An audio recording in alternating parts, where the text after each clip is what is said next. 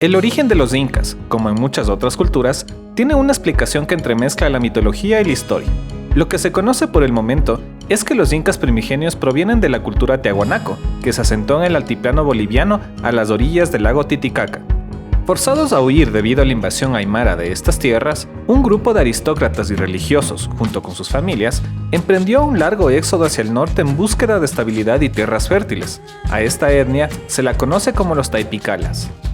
En un principio, estos se instalaron en alguna de las islas del Gran Lago Andino, pero el carácter definitivo de la invasión aymara los obligó a huir definitivamente y a vivir como una tribu seminomádica. Es en este contexto que Manco Cápac emergería como líder de la etnia y se consolidaría como personaje central de los dos relatos más importantes sobre el origen de la civilización inca, la leyenda de Manco Cápac y Mama Ocllo y la leyenda de los hermanos Daya. La primera, y la más difundida, fue dada a conocer por el inca Garcilaso de la Vega, y narra que el dios Sol, el Inti, envió a sus hijos, Manco Cápac y Mama Ocllo, a la tierra para civilizar a los hombres, enseñarles su culto y fundar un gran imperio. De esta manera, ambos emergieron de las aguas del lago Titicaca con un cetro de oro entregado por su padre, el cual se hundiría en el sitio propicio para la fundación de su capital. En búsqueda de este lugar, Manco Cápac partiría hacia el norte y Mama Ocllo hacia el sur, convocando y sometiendo a los habitantes de los alrededores, quienes los consideraron seres divinos. En efecto, Manco Cápac enseñó a los hombres a cultivar el maíz y el trigo, así como a construir casas, mientras que Mama Ocllo enseñó a las mujeres a hilar y tejer para hacer vestidos de lana y algodón. Finalmente, tras un largo recorrido con sus seguidores, el cetro se hundiría en el cerro Guanacaure, en los alrededores del actual Cusco, en donde sentarían las bases de su imperio. Por otro lado, la leyenda de los hermanos Dayar fue recopilada por varios cronistas como Juan de Betanzos, Pedro Cieza de León, Guamán Poma de Ayala, entre otros. Este mito cuenta que de las 3 cuevas o ventanas ubicadas en el cerro Tamputoco, emergieron los maras, los tampus y los Dayar. Estos últimos estaban compuestos por 4 parejas de hermanos, hijos del dios creador Viracocha, quien les había encargado buscar tierras fértiles para sembrar el regalo que les había otorgado, el maíz. Es así como Ayarmanco y Mama Ocllo, Ayarcachi y Mama Huaco, Ayaruchu y Mama Cora, y Ayarauca y Mama Ragua, junto con sus respectivas familias, emprendieron un viaje que duraría años hasta encontrar el lugar ideal. Para tal fin, Viracocha le había entregado a Ayarmanco una vara de oro que, al hundirse, le indicaría la tierra donde se quedarían. En el camino, se establecieron momentáneamente en varios lugares para sembrar sus semillas, pero se retirarían al darse cuenta de que la tierra no era la idónea. Durante la travesía, al notar la fuerza descomunal de Ayarcachi, pero también su carácter inestable, los demás hermanos lo convencieron de regresar a Tamputoco para traer algunos artefactos y semillas que habían dejado después de su partida. Sin embargo, el verdadero plan era encerrarlo allí para siempre, por lo que enviaron a un fiel servidor a tapar la entrada con rocas. Tras conseguir su objetivo, los 7 hermanos continuaron su viaje y eligieron a Ayarmanco como su líder, errando por años en las regiones aledañas al actual Cusco, hasta que dieron con el cerro Guanacaure. Allí, se divisó una estatua sagrada de piedra, y Ayaruchu, de un salto, se sentó en ella, petrificándose y uniéndose a esta. Durante la transformación, prometió interceder ante su padre para cuidar a sus hermanos y traer buenos temporales, por lo que se convirtió en un objeto de culto. Pasado este evento, los hermanos se asentaron en las faldas del Guanacaure por 2 años. En este lugar, Ayarmanco y Mama Ocllo tendrían un hijo al que llamaron Sinchi Roca. Un día, Mama Huaco, mujer guerrera, tomó 2 varas y las lanzó hacia el norte. La primera no logró hincarse, pero la segunda se enterraría en la tierra del actual Cusco. Descubierto el lugar ideal, hubo varios intentos de llegar allí, pero fueron rechazados por los nativos de la zona. Ayarmanco, decidido, envió primero a Ayarauca junto con su gente para poblar las tierras.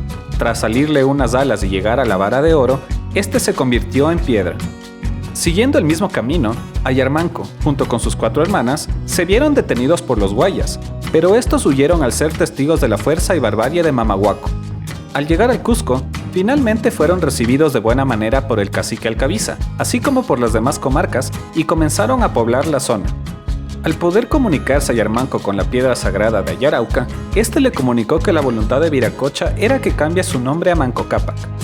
Si bien en primera instancia las dos historias pueden resultar aisladas, recientes investigaciones genéticas realizadas a los habitantes del lago Titicaca y de los alrededores del Cusco muestran que ambos relatos son complementarios, ya que, probablemente, la primera migración provino de la región del Puno, estableciéndose en Tamputoco por algunas décadas, y la segunda partió desde allí hacia el Cusco, donde se fundaría la civilización inca. Tras establecerse en la ciudad alrededor del siglo XIII, los taipicalas se mezclaron con las tribus que vivían dispersas en la zona y expulsaron a otras, lográndose imponer a través de alianzas con distintos caciques o por la fuerza. Sin embargo, todavía quedaban etnias poderosas en el mismo valle como los ayarmacas y pinaguas, que conformaban un estado confederado y oponían resistencia a los invasores. Durante su reinado, Manco Cápac estableció el culto al sol y construyó el templo del Inti Cancha, conocido actualmente como Coricancha, en el lugar donde cayó la vara de Mamahuaco. De igual manera, organizó la partición social y espacial de la ciudad, dividiendo a la nobleza en las dinastías Hanan Cusco, que habitaba la parte alta, y Urin Cusco, que habitaba la parte baja, y de entre las cuales se elegirían a los gobernantes. Si bien en este periodo el asentamiento taipicala, lejos de ser un imperio, consistía en un cacicazgo, su organización social que favorecía a la mano de obra comunal, el acopio y la redistribución de excedentes, así como su prestigio religioso, se convertirían en las piedras angulares de su futura extensión territorial. Más tarde, pasarían a llamarse incas. Existen discrepancias sobre el periodo en el que vivió y reinó Manco Cápac, y se cree que tuvo una muerte natural, siendo momificado y guardado en el Inti Cancha hasta el periodo de Pachacútec, quien ordenó su traslado a un templo del lago Titicaca.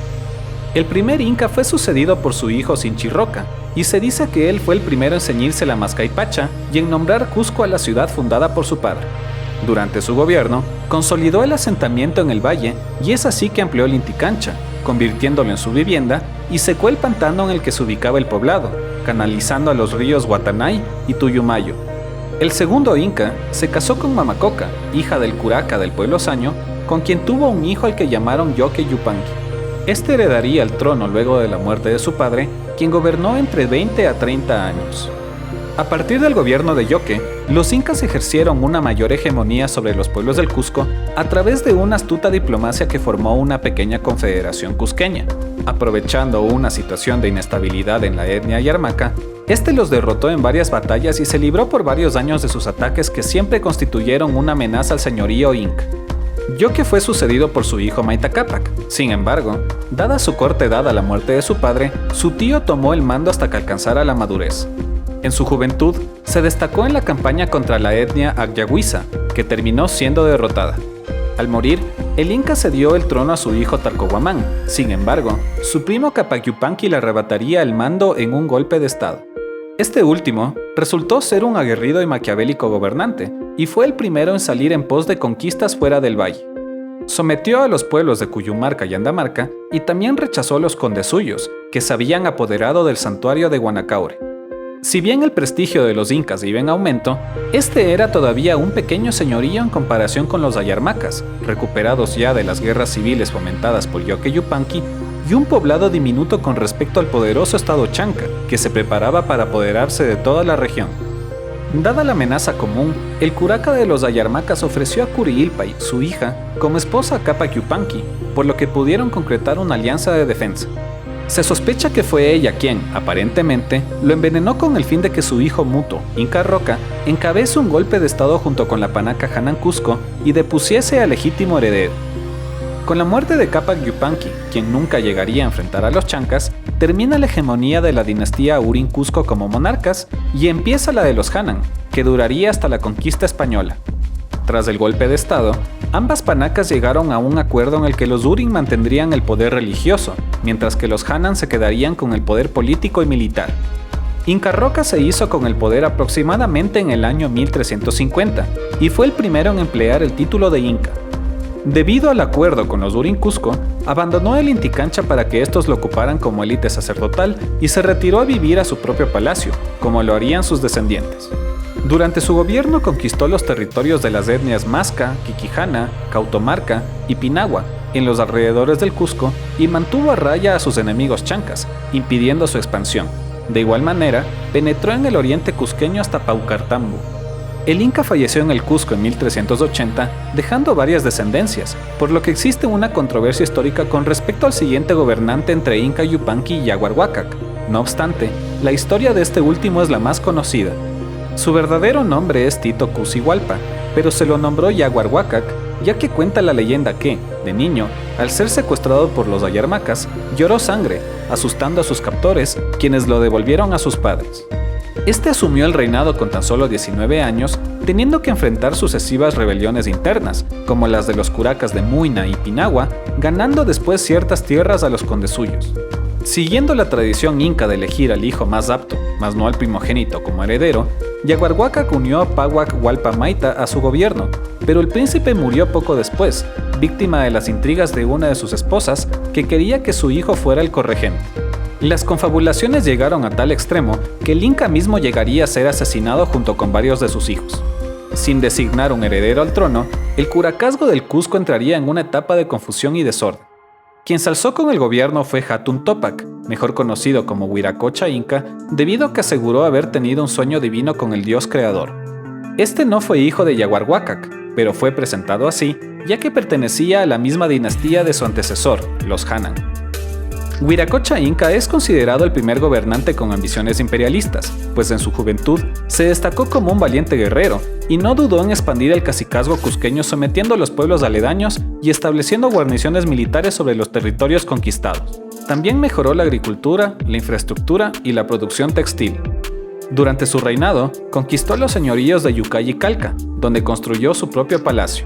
Esta progresiva expansión generó la reacción de sus vecinos, los chancas, asentados en la zona de Andahuaylas, quienes atacaron varios poblados quechuas hasta llegar al mismísimo Cusco.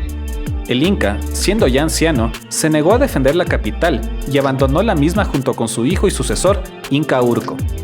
Dejado el cacicazgo a su suerte, uno de sus hijos, Cusi Yupanqui, mejor conocido como Pachacútec, tomaría el mando de la resistencia junto con el resto de sus hermanos y los capitanes Apo Maita y Vicaquirao.